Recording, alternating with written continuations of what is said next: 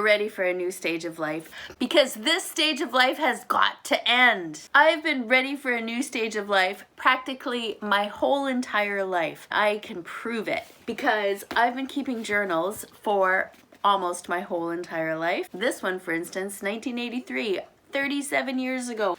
This one, this morning. This is my current journal. The journal I was reading earlier, which made me realize that I am so ready for a new stage of life. 2000, the year 2000, not 2000 years ago. I'm not quite that old. I was flying from Edmonton to somewhere in Italy, and I said, I'm just so ready for a new stage of life.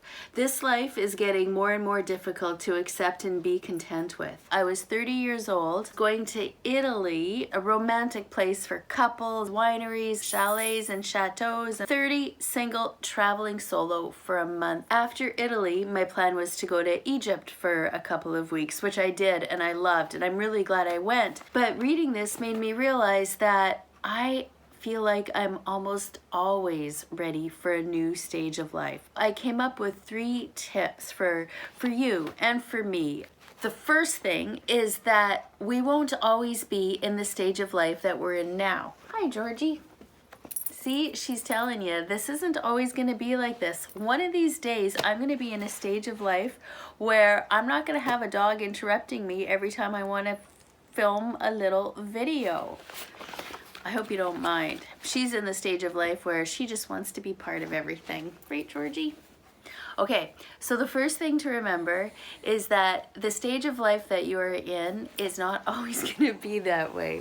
There's not always going to be a dog begging for your attention, a baby crying out for you, an older parent needing you to feed them or wipe their bottom, a job, house, a home, whatever you're tired of, it's not always going to be this way. One day you will be in a new stage or a different stage of life, and guess what? You're gonna either miss your old stage of life, yes, I will miss you, or you will find things that you don't really like about that stage of life that you wish was different. Whatever stage of life you want to come next is gonna be good, but it's not necessarily gonna be better. It'll just be different, and it'll have its own pros and cons. The second thing to remember, which I realized by reading my journal from 20 years ago, I'm in a different stage of life, which is a married stage of life with children.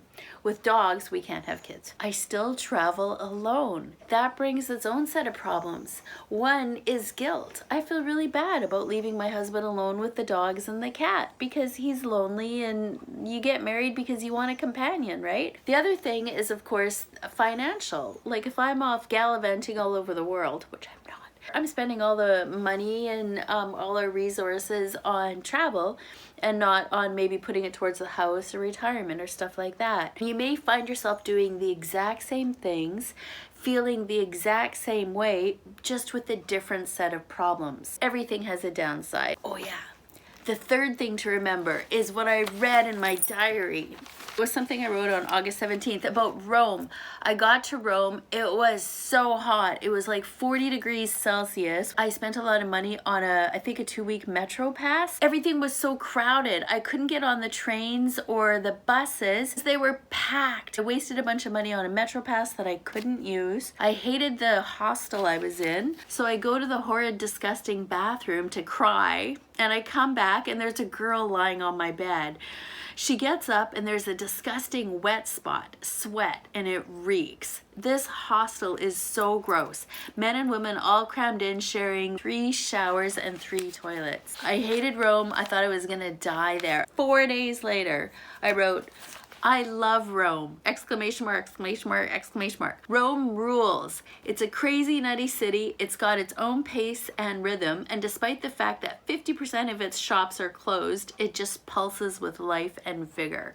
So I found stuff to love about Rome and that stage of life I was in. And that's what I hope you can do too.